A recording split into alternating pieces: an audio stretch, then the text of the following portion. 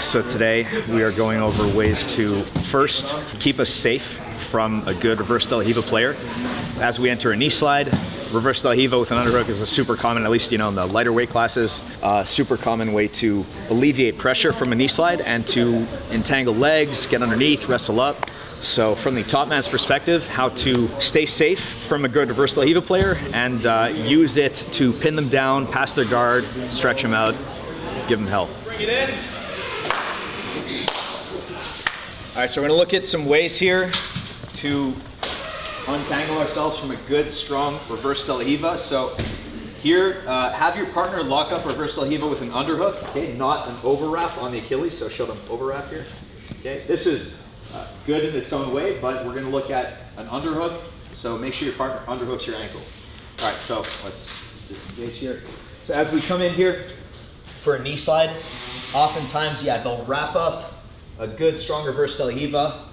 Their goals here are going to be to get underneath the majority of your body weight. So here, they're underneath a little bit of our body weight here, but we're still keeping them from getting too far underneath our body to really off balance us too severely. But what they do is they start to circle under you and they get way too far underneath your legs here. Now here, they can enter your legs, take your back, off balance you, sweep you, and all that bad stuff. So we want to keep them from getting too far underneath our body weight. So as we come in for this knee slide and he's fighting to get underneath us, we circle back just to get some time here and some control over the position here to stop him from going too far underneath our body weight. So he has a good strong tight reverse del Hiva here.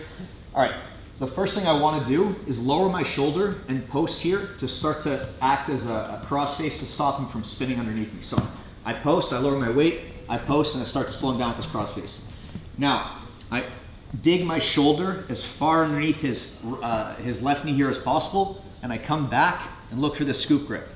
Once I get the scoop grip, it's about shelving his calf on top of my shoulder.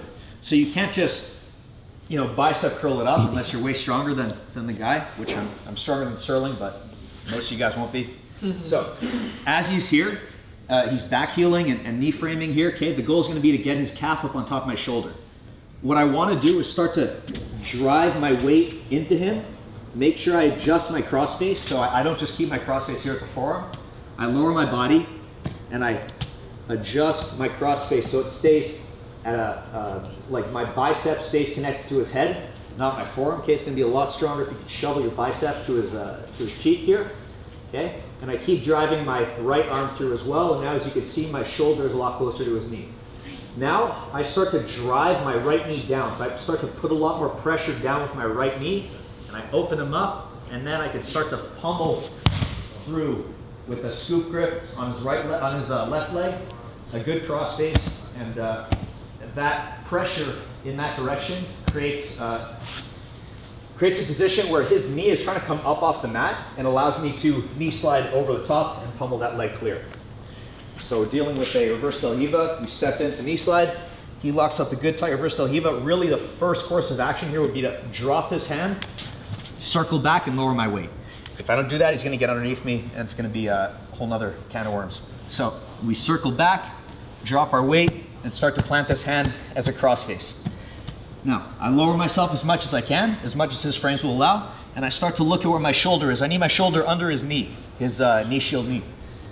I drop my hand back and first park it here at his hip, and now I start to climb up, okay? My left hand walks up, my right hand crawls deeper around his thigh, and my left foot here posts and walks and acts as a drive leg. Now, as soon as this leg is light up off the mat, I drive my knee down and I pummel over the top. I point my toes, pummel over the top, and my hip falls through to his hip. I end up with a good cross face, right arm scoop grip, hip to hip, chest to chest, and a good pin. All right, 1, 2, 3. I'm not using any muscle to hold onto it. I'm just leaning my weight this way into my knee. It makes it so much heavier to hold onto their ankle. All right, try it out.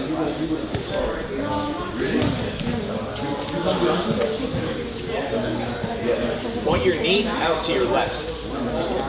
Yeah, that's it. Yeah, well, let's go back. Look. Go. Point your knee out to your left, yeah. And if you have the ability, just shoot your head and arms. Anytime you feel this, man, just rush ahead and arm. You forget every other pass. Just you rush ahead and arm, you knee slide through. What happens though is they get this knee They get this knee in front of your arm here, and they collapse your bicep. Now you can no longer go for it, right? So now you underhook, and that's it. I should really get better. Yeah. As we're passing, okay, one thing also, make sure, so you're gonna step in for a knee slide here. Okay, you set your hands, your lead leg is forward. As you step in, don't just step and then stay here, okay? If you just stay here and you step your other foot up like so, the only time this makes sense is if you're going into that high step passing, okay? But if you just stay here and you think about the pass I showed from here, the guy's gonna invert underneath you in seconds, right? It's gonna be hard to stop. So when you approach the guy, if you're thinking like, okay, I'm gonna knee slide, I step in, obviously it's gonna be hard to stop him from getting this reversal alhiva, but as he tightens up here, okay, I can set myself down to make it harder for him to get into that initial inversion. Okay, so don't step into knee slide and stay tall. You're gonna have to get down, low, make sure your base is heavy, make sure your knee is heavy, okay, not your foot, right? This is no good, this is good, okay? So try and fix that. All right, next up here, we're gonna step in that same spot. We're gonna lower our shoulder, catch his ankle, and look for that crossface. Now, another option here, we're gonna front pummel over this reverse de la Riva leg. Okay, so again, same thing. We lean in, we walk forward. We try and flatten this shoulder down to the mat as much as we can. Okay, and then we drive down our right knee here to try to free that reverse de la Riva hook. Okay, once you feel that hook start to pop off, you need some balance here. You're gonna get your left foot to front pummel. Okay, practice this a few times. All right, once you're comfortable, you get your ankle here behind his knee, and you step up. Okay, and then you hand that was a crossface is going to look for this ankle. We shelf, drive our right hand here across his hip, and now we have a lot of options. We can shuck his leg by, look for cradles, or just pass the guard like so. All right, that's just a front pummel over that reverse de la Riva leg. So we step in, we circle down. Yeah, he gets his frames, he collapses our right arm here, so we can't just knee slide through. We cross face, and we start to look for that ankle here with our right hand. We cross face and we start to drive forward, and then we start to put pressure here with our right knee to get some space behind his ankle. We front pummel, practice this a few times. You step up, take your hand, catch his ankle. You drive your right hand here across his hip.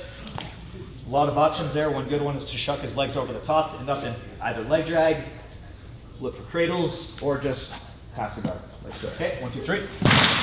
All right, what's up, guys? If you like that video, don't forget to smash that like button and enjoy the show. We'll be back soon with more. Tune in.